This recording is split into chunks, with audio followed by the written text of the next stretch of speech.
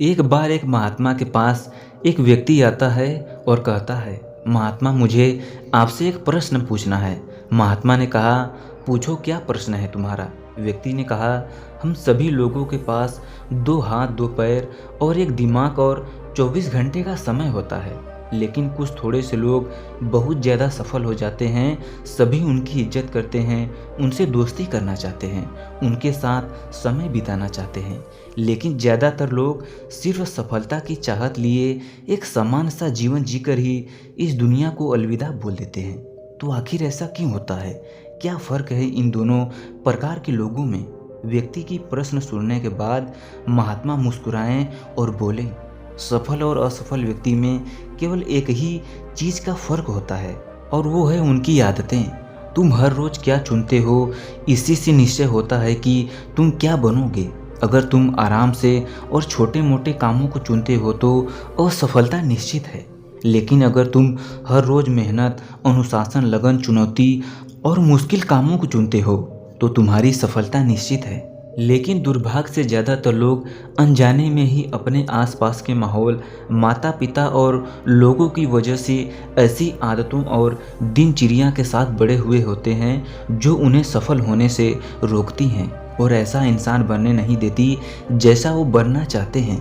ज़्यादातर लोग सिर्फ खाने, पहनने, घूमने, छोटे मोटे काम करने और फिर मर जाने तक के बारे में ही सोच पाते हैं, क्योंकि वो लोगों को यही सब करते देखते बड़े हुए हैं। तो ऐसे लोगों को ज़िंदगी में चमत्कारी बदलाव केवल तभी आ सकता है जब वो अपनी सोच, दिनचर्या और रोज़ की आदतों में बदलाव लाएं। व्यक्ति ने कहा, महात्मा आपने आदतों के महत्व के बारे में तो बता दिया, क्या आप मुझे ऐसी आदतें के बारे में बता सकते हैं जिन्हें अपनाने से मैं न केवल आर्थिक रूप से सफल बनूं, बल्कि शारीरिक मानसिक रूप से मजबूत बनूं, समाज में मेरी इज्जत हो, लोग मेरे काम से प्रेरणा लें और आने वाली पीढ़ी के लिए मैं एक अच्छा उदाहरण पेश कर सकूं।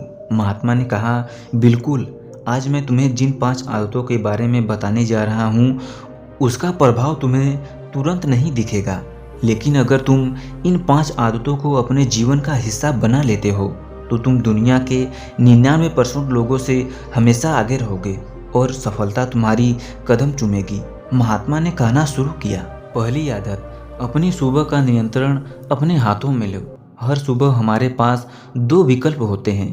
पहली कि हम सोते हुए लगातार सपने देखते रहें या फिर सुबह जल्दी उठकर उन सपनों को पूरा करने के लिए मेहनत करें। लेकिन दुर्भाग्य से ज़्यादातर लोग पहला विकल्प ही चुन पाते हैं और खुद को बिस्तर के आराम से निकलने नहीं देते, और जब ये देर से सोकर उठते हैं उसके बाद भी अपने सुबह का बचा हुआ समय फालतू के कामों जैसे इधर उधर घूमना या फिर बैठकर दोस्तों या घर वालों के साथ गप्पे मारने में निकाल देते हैं, और वे एक असफल और शिकायत करने वाले व्यक्ति की पहली निशानी है। लेकिन अगर तुम सफल होना चाहते हो तो सुबह जल्दी उठकर पहले 2 घंटे खुद पर लगाओ। कम से कम 20 मिनट एकांत में घूमने के लिए जाओ। ऐसा करना तुम्हारे दिमाग में नए और सकारात्मक विचारों को जगह देता है। उसके बाद 20 मिनट का ध्यान करो, ये तुम्हें दिन भर शांत और प्रसन्न रखेगा। कम से कम 30 मिनट रोज व्यायाम करो, इससे तुम्हारा शरीर ताकतवर और ऊर्जावान बनेगा। ये तुम्हारे आत्मविश्वास को बढ़ाता है। रोज सुबह 15 मिनट सूर्य की रोशनी शरीर पर पड़ने दो।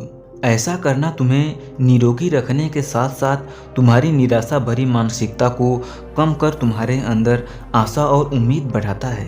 रोज सुबह कम से कम 30 मिनट या 1 घंटे का समय उस काम के बारे में पढ़ने या सीखने में लगाओ जिस क्षेत्र में तुम सफल होना चाहते हो। रोज सुबह का ये अभ्यास तुम्हें उस क्षेत्र में काम कर रहे अन्य लोगों से बहुत आगे लाकर खड़ा कर देगा। सुबह के 5 घंटे सबसे ज़्यादा ऊर्जावान होते हैं, इसलिए इस समय किसी दूसरे के हाथों में मत आओ। सुबह के इस समय को खुद को बेहतर बनाने और अपने लक्ष्य को पूरा करने में लगाओ। दिन के सबसे मुश्किल कामों को सुबह सुबह ही खत्म करने की आदत डालो। ये आदत तुम्हें चिंता मुक्त और मन को हल्का रखेगी। अपने सुबह के कुछ घंटे सफल बनाओ और ये तुम्हें सफल बना देगी।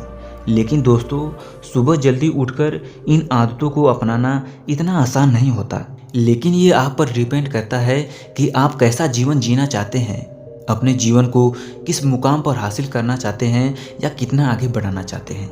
अगर आप सफल होना चाहते हैं तो इन आदतों को अपनाना ही होगा। अपने आराम को छोड़ मेहनत करना पड़ेगा। बुद्ध ने कहा, दूसरी आदत, हर किसी के लिए हर समय उपस्थित रहना बंद करो। अगर तुम हर किसी के लिए आसानी से उपलब्ध हो जाते हो तो इसका मतलब ये है कि तुम्हारे जीवन में कोई बड़ा लक्ष्य नहीं है। ऐसा करके तुम लोगों की नज़रों में अपना मूल्य खो देते हो। लोग तुम्हें गंभीरता से नहीं लेते, इसलिए ऐसे इंसान को अपना समय देना बंद करो जो तुम्हारा इज्जत नहीं करता, तुम्हें फालतू इंसान समझता हो। ध्यान रखो, अगर हर इंसान अपनी मर्जी के अनुसार तुम्हारे समय का उपयोग कर रहा है और तुम सभी के लिए आसानी से उपलब्ध हो तो तुम कभी भी प्रभावशाली व्यक्ति नहीं बन सकते। तुम्हारी इस कमी की वजह से लोग तुम्हारी अच्छाइयों पर भी ध्यान नहीं देंगे और तुम्हें हल्के में लेंगे। लेकिन इसकी वजह, अगर तुम समझदारी के साथ अपने समय का सही उपयोग करके अपने लक्ष्य की तरफ आगे बढ़ते रहोगे तो लोग तुम्हारी इज्जत भी करेंगे और तुमसे प्रेरणा भी लेंगे।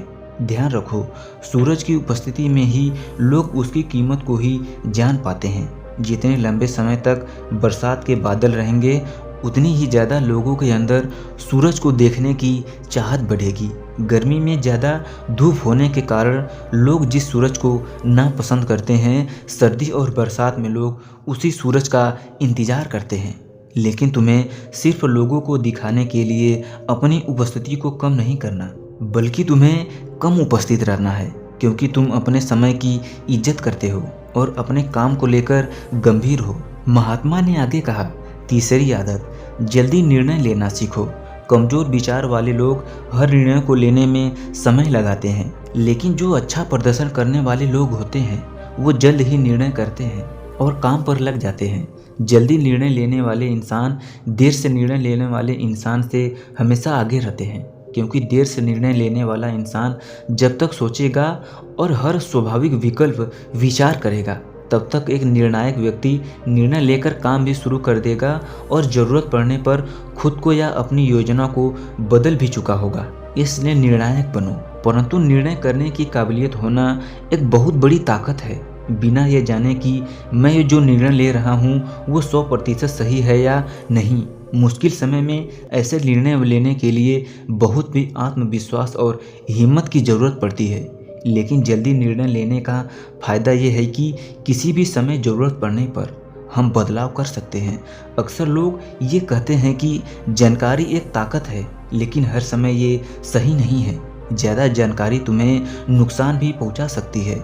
अगर तुम अपना बहुत ज़्यादा समय जानकारी इकट्ठा करने, सोचने और योजना बनाने में लगा रहे हो तो इसका मतलब है कि तुम सबसे कम समय उस काम को करने में लगाने वाले हो।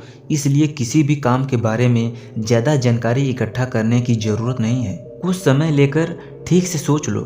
जब एक बार निर्णय ले लिया तो उसी के साथ टिके रहो जब तक कि उसे बदलना बहुत ही ज़रूरी न हो जाए।